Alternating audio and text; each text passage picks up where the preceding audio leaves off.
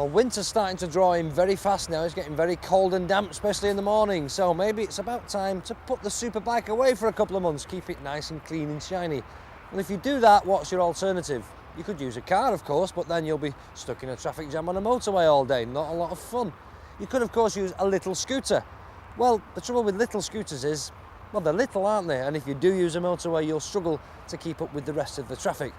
So we need a big scooter. Well, here is a very big scooter. Suzuki's Burgman, all 400 cc's of it. Well, if you want to split hairs, it's actually only 385 cc's. But it was the first of the new breed of larger capacity scooters, aimed at eliminating the problems of the smaller machines, which can often feel underpowered with their little two-stroke motors. Having ridden the Burgman around for a few days, I've noticed that more people ask the question, what's it really like, than they've ever done when I've turned up on some fancy sports bike. It seems to me that bikers are genuinely intrigued and interested to learn more about this machine. They want to borrow it and try it out. Those that do usually return with a smile on their face and then agree, if somewhat reluctantly, that it's actually rather good. Just about the ultimate rev and go. Well, there's not a great deal to look at mechanically on a Burgman because it's just one huge lump of plastic, and it is huge as well. It's physically quite a big machine. But despite that, the height of the seat is definitely worth a mention. Look at that. Look how low to the ground it is. Now that can be a problem on even the smallest of scooters, little 50cc scooters. Just because they've got a small engine doesn't mean they've got a low seat height. Some of them are actually quite tall. But on this, despite its large capacity and big physical size, no such problem. So short riders, no trouble at all. If I just pop it onto its main stand, we can just have a closer look at the actual brakes on it because they're definitely worth a mention. At the front here, you'll see there's two hoses there going to this caliper for the front disc, and it's disc brakes front and rear on this one. And the reason there's two hoses is because it's got a linked brake system, which means when you pull this left-hand lever on the handlebars here, it brakes the back as normal, but it also brakes the front. So that brakes back and front, and this one over here just brakes the front. Linked brakes, very, very clever. As I say, you can't see anything mechanically on this, but under there is the engine, 400 cc's, single cylinder water-cooled engine, and it actually lies flat, sort of along the chassis really. The cylinder goes that way. If I would take the bodywork off, you'd see what I was talking about, but it goes that way, which means the piston's going up and down along the length of the bike. That helps to keep the weight down, and it also means that you've got more space under your seat because you've not got a cylinder stuck up there, taking all the room up. And under the seat, there's actually quite a bit of room. Opens up that way, supported on this strut here, and as you can see, a full face helmet in there, no problem. It has to go that way. You can't put it that way because it won't shut, but if you put it that way, it'll shut quite easily. Plenty of room in there. Also helping to keep the weight down and keep the weight low, should I say, not so much down but low, is the petrol tank, which is there. Filler cap's there and the petrol tank is beneath there, so again, lots and lots of weight low down. Moving up here, look at this here. This is a brake lock because you've got a problem on a scooter because it's automatic. You can't leave it in gear. So if you park on an incline, it will roll away. Normal motorbike, you just leave it in gear. So this has a brake lock. Pull that down there and it puts a little lock, cable operated, on the back wheel. Stops it rolling away. So quite a good idea. Next to that, a funny, strange little arrangement here for the ignition. Take your key out. You pop that down and it covers the ignition hole there, so you can't put a key in, you can't put a screwdriver in. So to release that, you use the back of the key, which is shaped there to match that little socket there. Give that a flick, that pops up, and there you go. You stick your key back in and you're away. Then onto the dashboard up here. A nice dashboard on this with everything you'll need. Not a lot of warning lights. There's a warning light for the brake lock and there's one for the high beam, and that's it. But you've got a clock, you've got a digital trip there, two different trips on this, analog speedo, fuel gauge, which I always keep saying, every bike should have a fuel gauge and a temperature gauge. And that dashboard at night looks really nice actually. You won't see this now during the day, but at night when you've got your lights on, it's got a lovely kind of icy blue backlight to it. It looks really, really smart, very nice. Up here then, a big screen. Not the biggest of screens I've ever seen, but it does actually do a reasonable job. It keeps the worst of the wind blast off your chest and your neck area, so it's quite useful. And that's quite important because this, remember, might only be a scooter, but it's 400 cc's and it's capable of cruising at 85 miles an hour plus all day long. And that may sound amazing, but it's true. The top speed is quoted as 97 miles an hour, but I have to say that anything above 80 should really be reserved for only the very straightest of roads, because the Burgman does have a tendency to start weaving around at high speed when things get a little twisty. I think due to a combination of 13-inch wheels and a very long wheelbase. But of course you shouldn't be doing those kind of speeds. That said, it's very difficult to find fault with this machine. Perhaps its big problem lies with its image, or lack of it. It's often seen as rather uncool to ride round on a scooter. But more and more bikers are waking up to the idea that these machines are more than capable of doing the job. I'd say swallow your pride, try one out, you might just like it. You know, I really do like this Burgman. I don't mind admitting it. And I think it's the only scooter really at the moment that's got any real respect from the bike world, if you like. But it's very comfy. You could sit on this all day long. You can put your feet up there, the old feet forward riding position. You can have your feet down there, big comfy seat. There's even a backrest there for the rider, so you're not going to get a sore back. And even the pillion gets little footboards like that, look at them. None of your little foot pegs on this. And how about that for a pillion seat? That is the height of luxury, if ever I've seen it there. Fantastic seat that. That's bigger than the whole seat on some of the sports bikes that I've been on. I mean, that is superb. And a nice little backrest there for the pillion, so the pillion isn't going to fall off the back. You could notice on this one that it's had a little rack fitted. That's a little aftermarket accessory because, of course, this is a second-hand machine. This has done just over 3,000 miles from new, and if you wanted to buy this one, you could save £1,000 on the new price. This is on offer at just £3,500. A brand new Burgman now on the road will cost you £4,500. And you know, I'd go anywhere on this. I think you could go touring on this dead easily because it's comfortable, it's got the performance, it'll keep up with everything else on the road, well, apart from your top super bikes. It's got the comfort, it's got luggage carrying capacity. You could put a top box on there, and if you were on your own, you could strap loads and loads of stuff on this pillion seat there. Take anything you needed with you. I think my next touring holiday could be on a Suzuki Burgman because really this is all you'll ever need. Unless, of course, you've got a mate like mine who happens to own one of these. Alan, are we ready? Now it's time for the first of our tests today, which is going to be this here GSX 1400. And I believe you're looking after this one, Paul. I am indeed, or it may well be looking after me, because it's a right big bruiser, isn't it? So I can't hear you, you're too far away. This bike's too big. It is enormous, isn't it? But they all are this week. Blue and white Suzuki, it's got to be, hasn't it? Only colours, only colours. Only colours for a Suzuki, and I mean, that seat, armchair material, if you ask me that. It's going to be a very sumptuous ride for you. I think it is.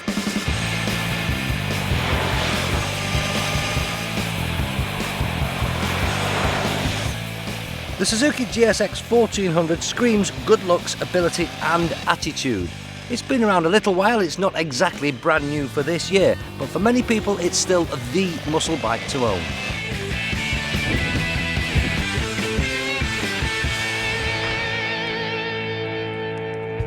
It used to be the case not that many years ago that any retro looking bike would be full of old technology, but nothing could be further from the truth now with these more modern machines. This GSX 1400, for example, is packed with the very latest sophistication.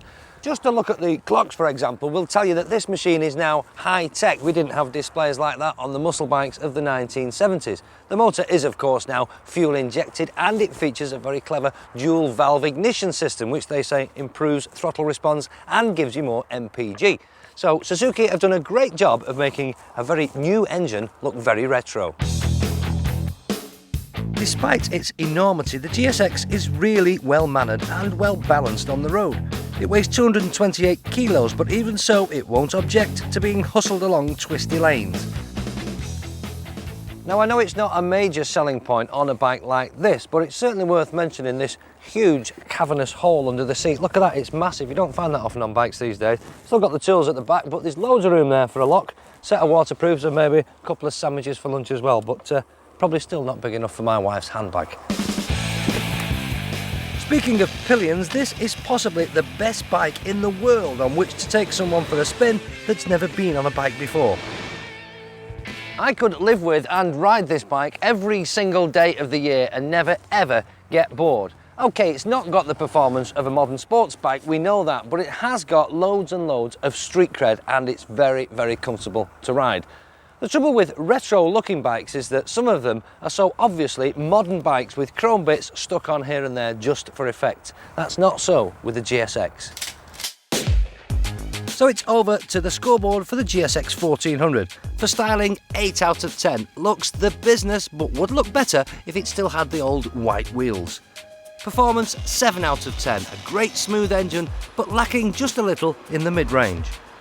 Practicality, 7 out of 10. Very comfortable, could do with a small fairing to remove the worst of the wind. And value, it's the cheapest bike here, so 8 out of 10. You enjoy that one then, Paul? I enjoyed it immensely. I love this bike, it's great, it's big, it's comfortable, there's loads of power. To be honest, I expected perhaps a touch more power from such a big thing. Yeah. Perhaps a little bit... It's slightly flat in the middle for something so Just a big, little bit isn't it? lacking in the middle, but I mean, it's not a real complaint. I did knock it down a touch on style because I think it looks better with white wheels. I would agree with you wholeheartedly. They may be a pain to clean. Oh, they are, yeah. But they do lift it just that little bit more, don't they? Yeah, with the blue and white colour scheme, it just carries it through. But a very healthy score. A very healthy score indeed. And one which will be difficult to beat, I think. So what are you going for next? Well, I'm going for something very different. Right. So maybe you want something a little different. Well, you certainly have a problem parking one of them on your drive. But what you'll see on many people's drives at the moment is a 600cc. Because it seems to be the most popular class, or the middleweights as they're now referred to. And it's certainly true to say that the average rider can't ride a powerful 900 any faster than he or she can ride a decent 600. And there's lots to choose from. Honda, Kawasaki, Yamaha, you name it, they all do decent 600 sports bikes. And if it's off-road bikes you like, well, there's KTM, Aprilia, Suzuki, and a few more. But a popular class these days is the one that they're calling the all-rounder. And this is the all-rounder that's outsold all its rivals, the Suzuki 600cc Bandit.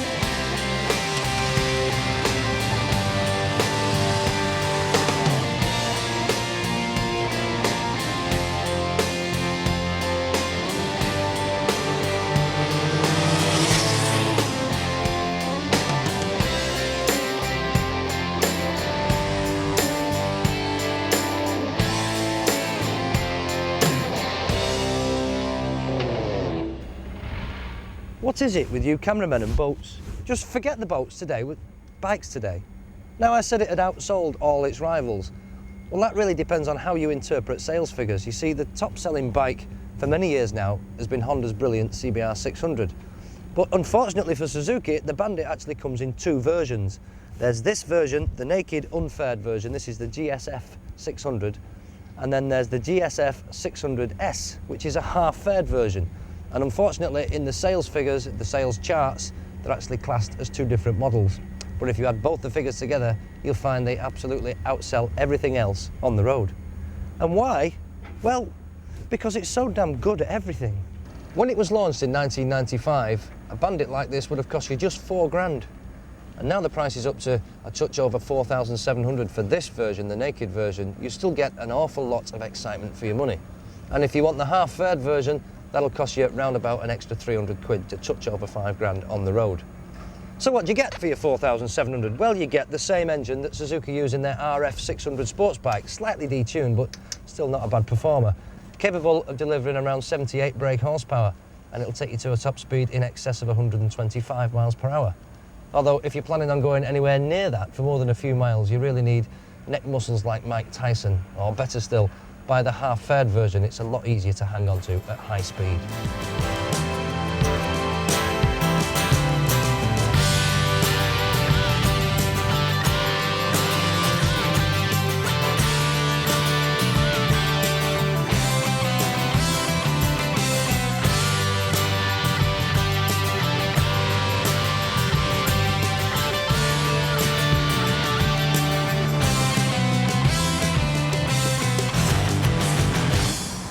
Well, it's not quite Bandit country, I know, but it's the nearest thing we could find round here.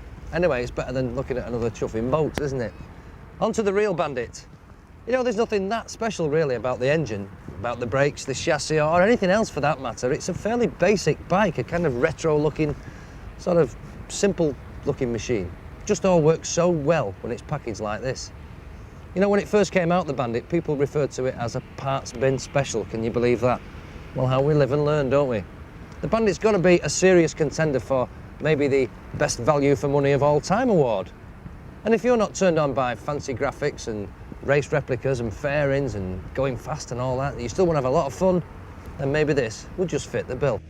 So you might be wondering what it's like to ride a Bandit. Well, it's an awful lot of fun. Quite exciting, very, very, very comfy. You could sit here all day, get no aches and pains at all. And unlike modern sports bikes, when the engine doesn't really start to deliver its power till it reaches about 5,000 revs, the Bandit motor delivers the power really cleanly throughout the rev range. From about 2,000 revs upwards, it's very, very smooth, a lovely power delivery. Fast enough for lots of excitement, but not fast enough to really frighten you. And should the 600 not be powerful enough, the Bandit comes in a 1200 version as well. And again, that's available in the two models. You've got the naked, unfaired like this, and then you've got the half-faired. And a 1200 will cost you 6.5 grand unfaired and 6,800 quid or thereabouts with the half fairing. And if you're into serious arm-wrenching power and monster wheelies, then the 1200 is the one. So next time you're looking at a new bike and you're walking down a line of bikes for sale, don't walk past the Bandit thinking it's boring, it's plain, it's basic, it's unexciting. It's certainly not. You could do a lot worse. This is supposed to be summer and I'm still wearing my big jacket, I can't believe it, but it will get warmer soon, I believe. Now, what do you see loads of in summer and not very many of the rest of the year? Morris Minors with nodding dogs on the back shelf, yeah. Ford Mondeos with caravans attached on all the decent back roads, and of course loads and loads of bikes. If you add sunshine and bikes together, for many people the image is one of open-faced helmets, sunglasses, high handlebars and V-twin cruisers, just like this. A few years ago, buying a cruiser would have meant buying perhaps a Harley Davidson, or maybe even a Harley Davidson. You see, because then there wasn't anything like the choice that's available today. Now everybody's making them, well, almost. Certainly Honda, Yamaha, Kawasaki and Suzuki all have a dedicated range of cruisers. And this is just one of the bunch of Suzukis on offer, the VZ800 Marauder. It's an 805cc high compression V-twin engine, which Suzuki say has been tuned for throttle response and acceleration. Single overhead cam, 4 valves per cylinder. And it's written to be a very efficient engine because it's got a TSCC cylinder head. Now that stands for, in case you didn't know, twin swirl combustion chamber. Sounds very impressive. Don't ask me how it's supposed to work, but it sounds good, doesn't it? It's water cooled, nice neat radiator there, fits nice and snugly between the front down tubes of the frame, double cradle steel frame, 5-speed gearbox, chain drive, basic stuff, single disc on the front, drum brake on the back. Nothing fancy, no fancy gizmos, but it does the job perfectly well.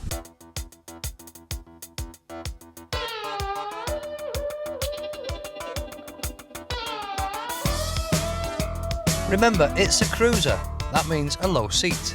The seat height of an average sports bike is probably something like 830mm or thereabouts. The seat on this Marauder is just 700mm from the ground. Ideal for people with short legs, but not uncomfortable for the rest. I'm about 6 foot, and quite honestly, I could sit there all day. It's not just low, it's also very long. With a wheelbase of 1645mm, it's at least a couple of hundred longer than your more common sports bike. You might think that would make it difficult to manoeuvre in a confined space, but it's actually got a very good lock, and it handles surprisingly well at low speeds. A low seat helps to keep a low centre of gravity, and it also means you haven't got far to fall if the unthinkable should occur. And while we're on the subject of seats, this one actually comes off dead easy. Key in there, unlock it, and that comes up like that. You've got a little storage box there, little being the word. You wouldn't exactly get a week's shopping in there, but you'd get one or two bits and pieces. And the other seat, the pillion seat, if you don't fancy taking anybody else for a ride, a couple of bolts there, one at the back, that comes off, and you've got a nice, trendy looking single seat cruiser. Of course, the most striking thing with any custom machine is the vast amounts of chrome. You've got chromed all sorts, cylinder head covers, engine casings, headlamp, speedo, you name it. If it can be chromed, it has been, including this nice staggered exhaust system. Looks really smart, but I have to say I think that is probably the biggest letdown of the bike. It just doesn't sound right. And you'll hear many people say that the Japanese customs look every bit as good, if not better sometimes, than a Harley Davidson, but they just don't sound right. They don't make enough noise, simply down to personal preference. The Marauder isn't the fastest thing on two wheels, but it isn't meant to be. And in fact, push it a little bit too hard and the pegs soon ground out in the corners. Cruisers are meant to be comfortable, relaxed, easy to ride and good for posing, and it does all of those things perfectly well. The biggest plus for this particular bike is the price. Just a touch over £5,000 buys you all of this chrome. And this is just one of the massive range of Japanese cruisers now on the market. They're nice if you can be bothered to keep them clean. I can't, so I'm taking this back before it rains.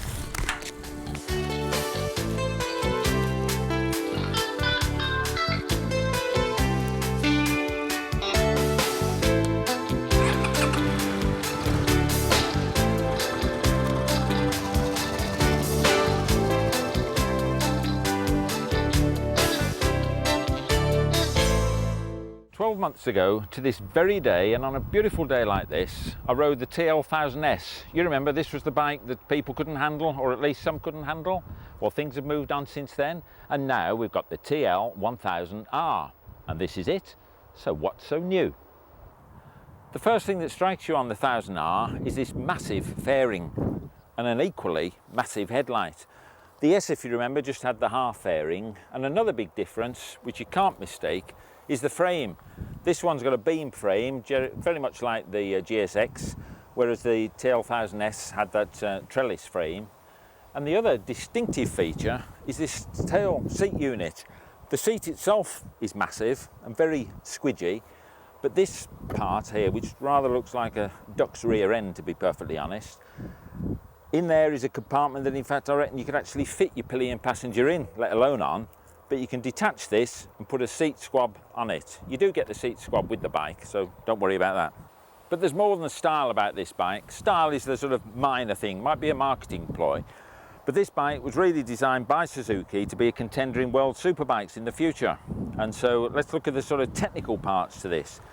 It's got Kayeba upside down forks, Tokiko 6-pot brakes, which are absolutely brilliant. But the trick bits in here, you can actually buy a race kit for this for only £50,000. But nevertheless, you can change the rake and change the trail. You've got replacement yokes you can put in there. You can also put eccentric ball races top and bottom, so you can tilt the forks backwards and forwards. All very clever stuff. So you use the basic frame, but then change it from there. Coming back along here, you can just see one of the twin radiators. The 1000S just had one radiator. This has got two for extra cooling. What you can't see in there, the V-twin engine is basically the same, except it's got twin injectors per cylinder. The old one just had one. Coming back through the bike, again, massive swinging arm pivot there. You've got a familiar rear shock absorber here. You've got the spring unit, and then the infamous rotary damper, which the press actually criticised a lot, but it seems to work okay to me. It might be a bit restricted in its movement, but it does work. But on this one, they've actually got a temperature compensator, would you believe? So when you're working it hard and the temperature builds up, it opens and closes valves to compensate for the oil getting thinner. So very clever stuff. It's all rounded off by some racing Metzler rubber, which makes it stick to the road like the old proverbial glue. But don't get the impression that you have to make this a race bike, because it's very cool as it is. Both control levers are fully adjustable for handspan. Nice little thumb wheel there. All the controls are very neat, that we've come to expect from Japanese bikes anyway. The forks, as you can see, are fully adjustable for preload and rebound, so no problem there. It's got a steering damper on, which is hardly necessary in my opinion, but it's a non-adjustable one, so you're stuck with the amount of damping that we've got, but no real problems with that. The little dash panel itself is quite neat, very simple as you can see, but it has got a couple of digital displays. On the right is temperature, and on the left is mileage. But not only have you got the fixed mileage, you've also got a little trip recorder with the press of the button there. There we go, giving running 1 and total trip. Very neat, all works very well. Now obviously there's a good reason for this frame, and as I said earlier, it's not all style. This is a much stronger frame to put up with the rigours of World Superbike racing. Not only that, they've shortened the wheelbase to make it a very compact bike. It's the same length as the Yamaha one. It weighs a bit more, but it's the same overall length. Not only that, they've cleverly shifted the weight forward in any way that they can to keep that front end down, and by golly do you need to keep that front end down. Even the battery they've shoved right up at the front, runs alongside the engine, just behind one of the radiators. Well, that's the hardware, but what you really want to know is how it goes in real life. This is the V-twin that thinks it's a 4. You can hear it's a twin, you can just about feel it's a twin, but performance-wise there are no big bangs. It's super smooth, really revvable, but tractable and very flexible too. It's got power on top from tick over to a ton 70 with 135 brake there for the asking. 10 more than even an SPS, but it just doesn't feel like it. Having said that, the extra injectors are not there for ornament. Gun it away and the front wheel says goodbye to the tarmac. Hook it up through the slick 6-speed box and you'll see 12,000 revs before you know it. Road holding is also good, but on rough roads the rear shock travel felt limited. It didn't cause any problems, it just didn't feel very compliant. Brakes are excellent. The Takiko 6 pots up front are, to be honest, all you need to control this 197 kilos of Japanese hardware. For 8,299 on the road, you have a super bike, alright. Add 50k for the full race kit and you'll have yourself a true superbike, as in world superbike.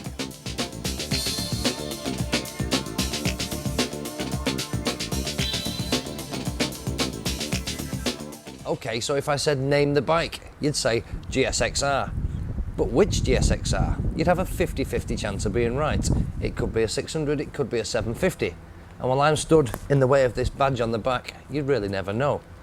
The 750, for a number of years, has been at the top of many people's shopping list when looking for a high-performance sports machine. But more and more people are now moving down a bracket to the 600 class.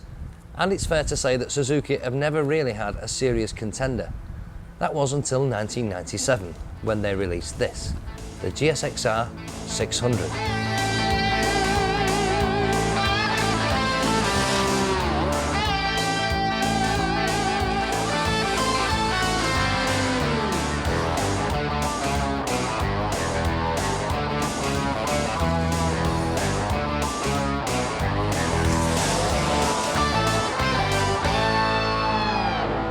It really is very similar to the 750 in many ways. This twin spar aluminium frame is in fact exactly the same. The swing arm, however, is different, hasn't got the big brace across it that you'll find on the bigger bike, and it means the whole geometry is different and gives it a shorter wheelbase. In fact, the shortest wheelbase of any of the 600cc sports class. Front suspension is different. Here we've got 45mm shower suspension, adjustable for rebound and preload, and at the back, everything you'd expect to find on a high performance machine. Monoshock with remote reservoir, and that's fully adjustable for preload, rebound damping and compression. And if you can't find something to suit you the way you ride in that lot, then quite frankly I should give up. Perhaps the most striking similarity is of course the distinctive GSXR shape and the bodywork. It is, believe it or not, exactly the same. So how does it all work? Well, the short answer is very, very well. You've got 600cc's of inline 4-cylinder, which Suzuki claim produces 104 brake horsepower, and it'll take you to a top speed of 156 miles per hour. The engine is very, very revvy, very buzzy, and the red line doesn't appear till an incredible 13,500 RPM, and you really do need to be pushing it at over 7,000 RPM to get anything like decent performance. I reckon you could plonk a non-sports bike rider on this, and they'd quite happily tootle around all day at maybe below 6,000 RPM. They'd bring it back and they'd wonder what all the fuss was about, because below that you really don't get any kind of performance. But if you're willing to push the revs hard, it really does come to life.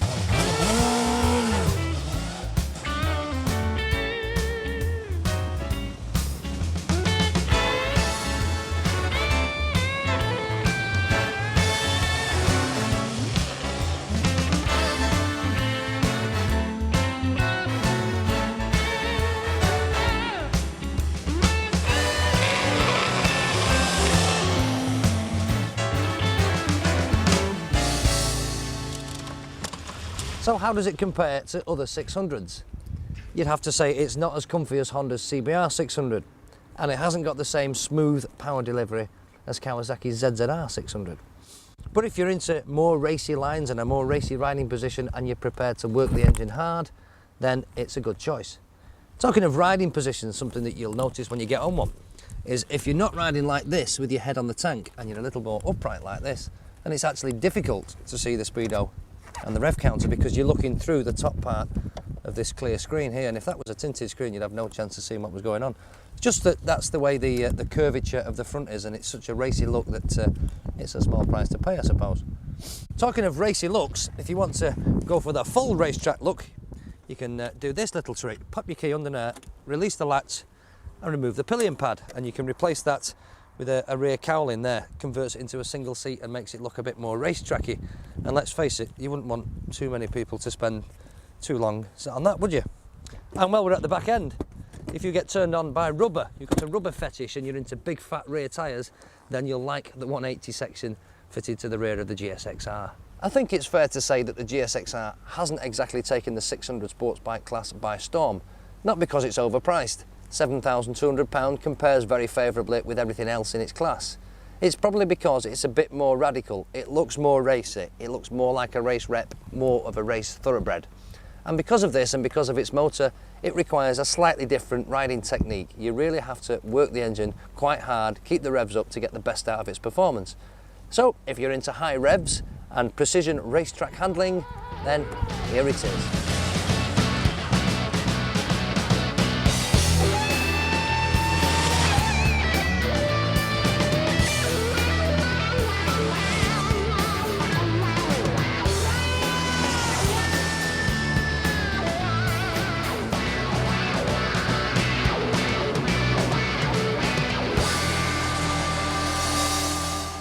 Beautiful day for riding a bike, not a storm cloud in the sky.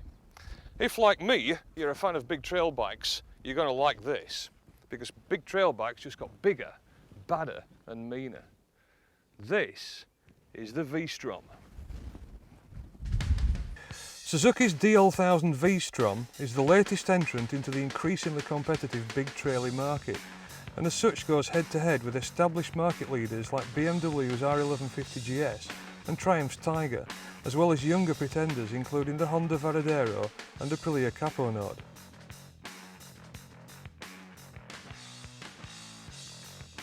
Suzuki have got one up on the lot of them by picking the weirdest name yet to come from a Japanese marketing department. V-Strom sounds to me rather like a typing error and conjures up images of the marketing department having to change the model name when they realise the wrong fairing graphics have been delivered. I'm told by a Norwegian friend that Strom actually means power. Let's see if he's right. This is a 207 kilogram trail bike that's well capable of giving many a sports bike a good run for its money while still behaving like a pussycat in traffic. The frame and cycle parts are well up to the job. This massive alloy twin beam frame holding everything together really securely. We've got a conventional alloy swinging arm at the back and right way up forks at the front. Twin pot Nissin calipers at the front and a single one at the rear pull everything down from speed. The tyres say trail wing on them in a nod to the bike's off-road pretensions, but I don't think these are ever going to see anything more than tarmac. Suzuki have had no qualms about going for the jugular in the styling department, and the bike's aggressive stance is highlighted by the predatory looking headlamps and beefy twin silencers that look capable of launching motors at following traffic. On the road, the bike feels surprisingly manageable and can be hurled around like something half its weight in capacity.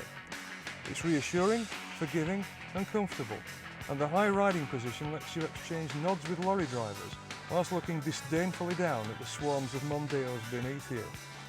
The vertically challenged may need to enlist the services of a small stepladder to climb aboard, but once you're up there, you won't want to get off. A good practical all-rounder and great fun.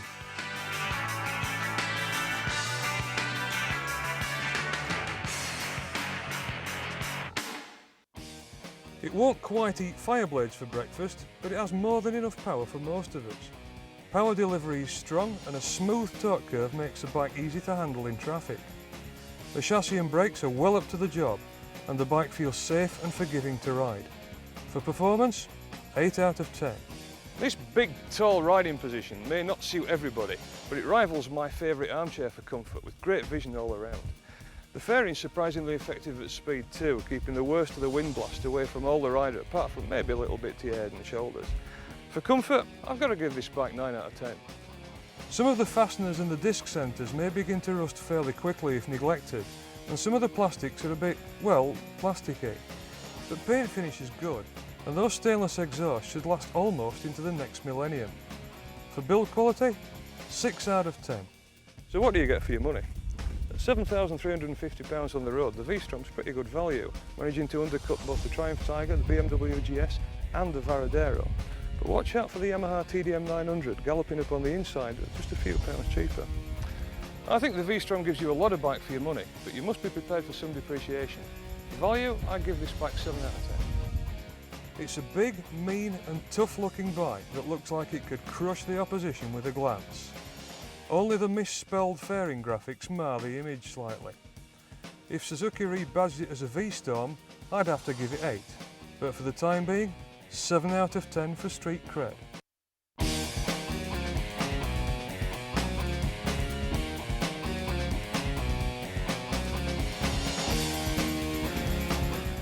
The 600cc market, dominated by sports bikes. Yes, we've got the CBR 600, ZX6R, Yamaha's R6 and the GSXR 600 all snapping at the heels. So where does this Suzuki's GSXF 600 fit in? In the real world, that's where.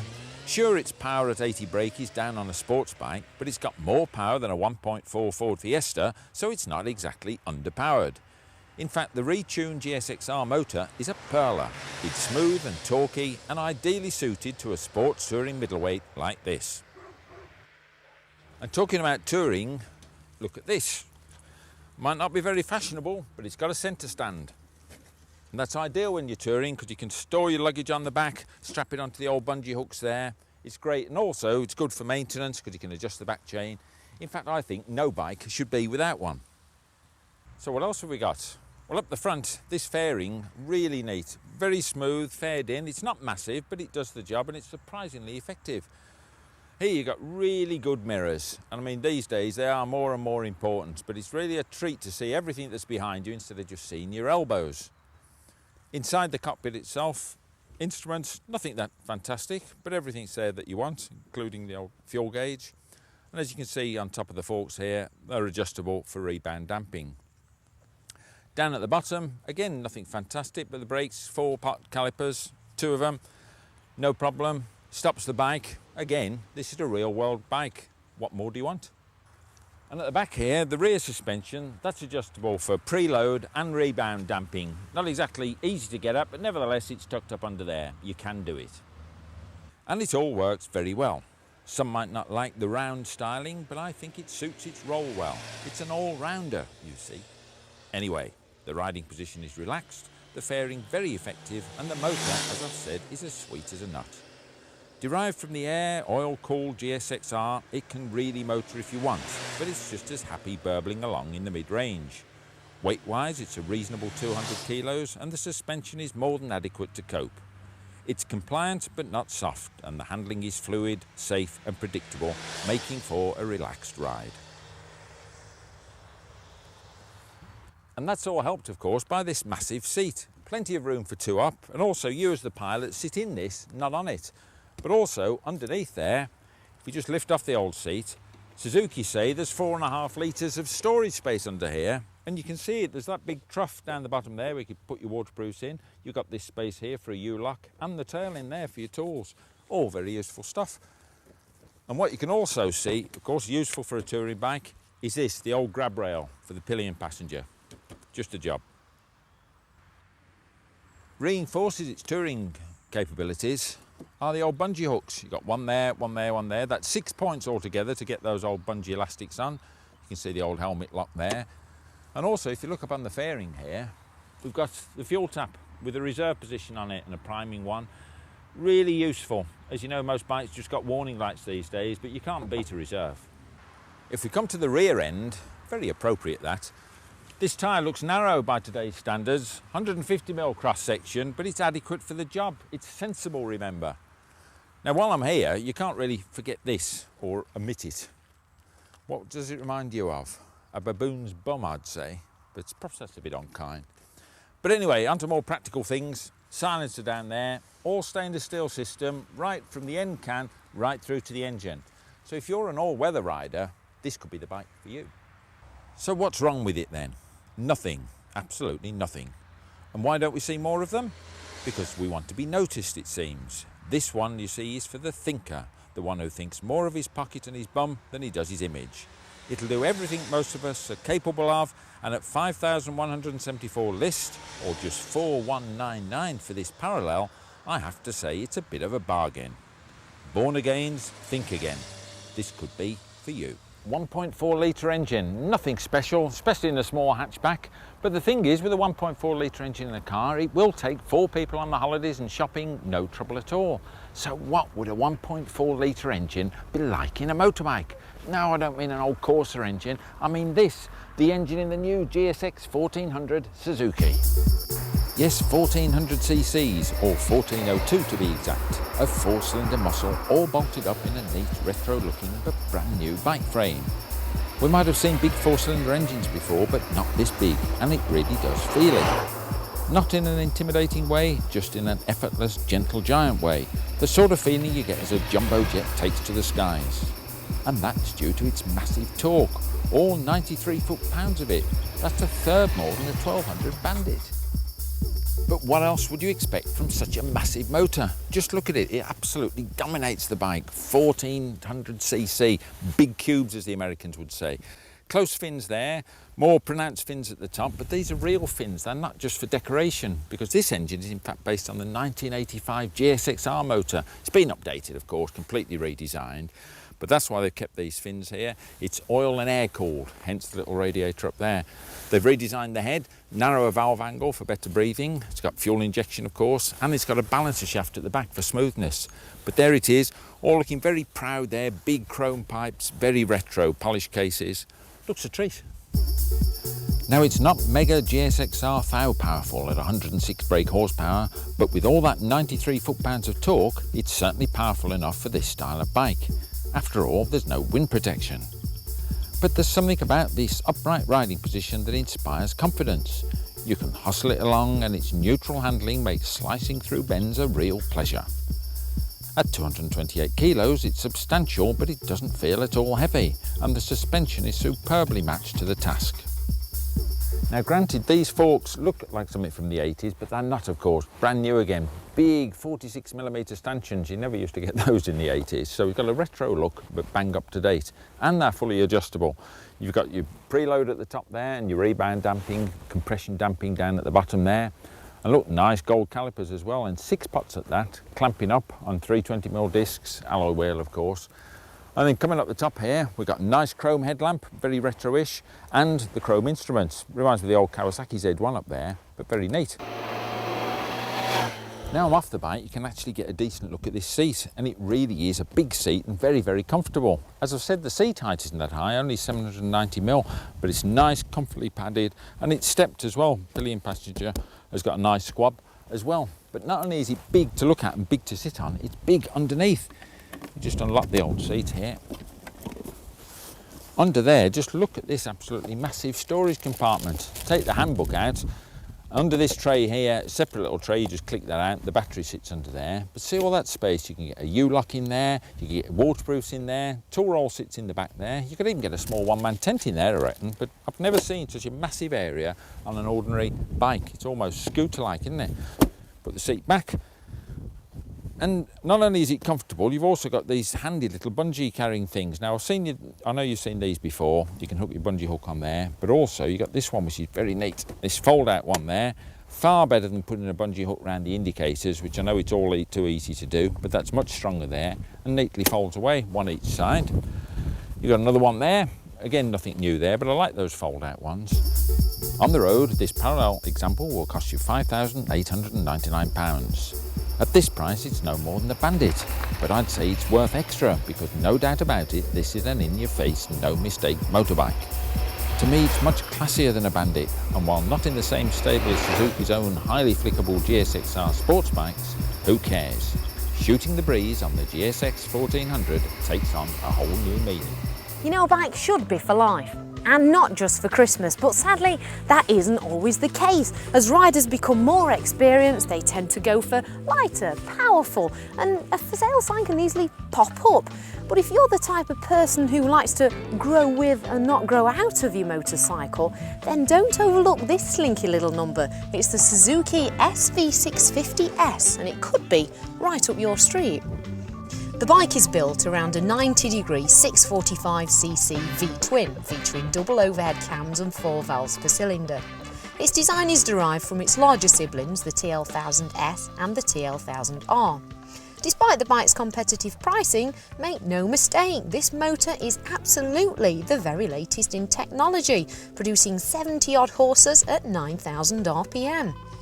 The SV's 6-speed transmission is smooth and the gear ratios are well spaced, with its broad torque curve providing good pull from 3,000 RPM all the way through to the red line. You have more than enough gears to work with, and 6th gear is comfortably high at motorway speeds. The chassis and the swing arm are developed in part for their good looks, but they're made up from cast aluminium, which is extremely strong and stiff. You won't be able to tax this bike on the streets, and I've heard that apparently this chassis is super cool for track days, so all you speed enthusiasts out there, you'll have no problem with that. Okay, so the motor and the chassis are very good, but what about the handling? Well, if anything, the handling is even more impressive. Start with the stiff, well-designed chassis we've already discussed and add to it the extremely low weight, around 169 kilos dry, according to Suzuki, some quality rubber, and you have a stable yet nimble package. Now, although the suspension is quite soft for hard charging through the corners, the chassis almost makes up for it.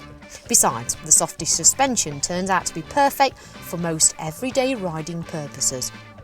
Now, the brakes, in keeping with this theme, are excellent for a bike around this price range. Minimum force and just a couple of fingers is all you need to bring this lovely little SV nicely to a halt.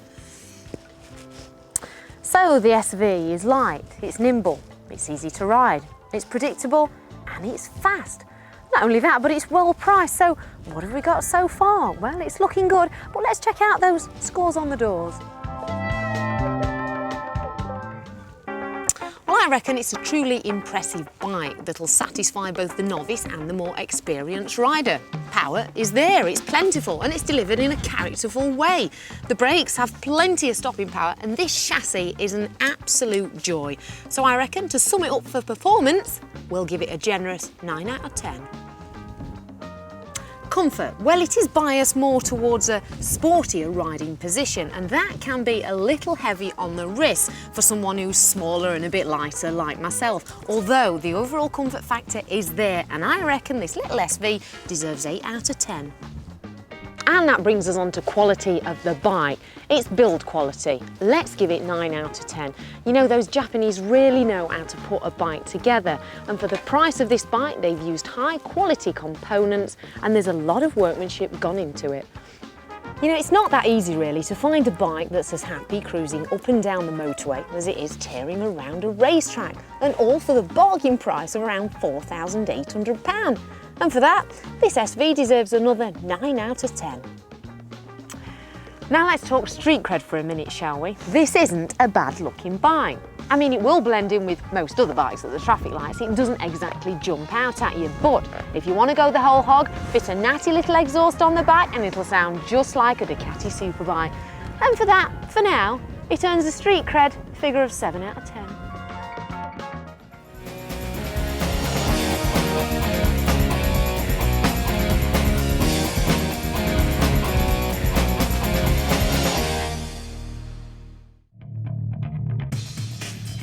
First up, it's Suzuki's GSXR 600. Introduced in 1996, the GSXR 600 became the 600 to own for all wannabe racers. This 2001 bike is the first of the new shape and features the now familiar Suzuki brand styling. This new model was very closely related to its bigger brother, the GSXR 750, and both featured a whole host of design cues taken from the GP race bikes. The first time you ride this, you'll find yourself getting off afterwards to check it actually has 600 on the fairing and not 750. This bike featured more mid-range than most 750s of the time and also looked a whole lot better too. So Shelley, bike number 1 is the beautiful Suzuki GSXR 600. What do you think to the looks of this? It looks very heavy. Pretty but heavy. Well, yeah. Does that frighten you? Well, I've never considered it before. It's always put me off. Right, because you're coming from your 125, aren't you? Yeah. Yeah. So what bikes have you been looking at or thinking about? Well, it's mainly the R6 that take my eye Right. because it's looks quite dainty and quite light. It does, it's quite sleek, isn't it? is, Yeah, yeah. it's quite sleek. But these are fantastic. They are gorgeous looking. Great sports bike. Now, what are you going to use your bike for? Just mainly fun, you know, Sundays. Yeah? Yeah, until you get used to it, and then it's That's like it. every day. That's it. Will you take it on the track? I'd like to eventually, Yeah. when I've had a bit more practice. When your confidence builds and stuff. Brilliant. Well, you know, there's only one way to build your confidence, and that's to get on them. So get your helmet on and let us know what you think. Okay. Michelle is testing a 2001 model GSXR 600 on a Y plate priced at $4,499. The chassis on the GSXR 600 is virtually identical to that of the 750, so you know the handling is going to be spot on. Performance too is good, with the new fuel injection providing plentiful, smooth, progressive power, making this bike an ideal candidate for track days. Looks-wise, this bike is now much more modern in appearance and has lost that bulbous styling of the previous model. Pillion provision is not particularly good, so this bike is more suited to one-up riding with your mates than taking your partner out for a Sunday stroll.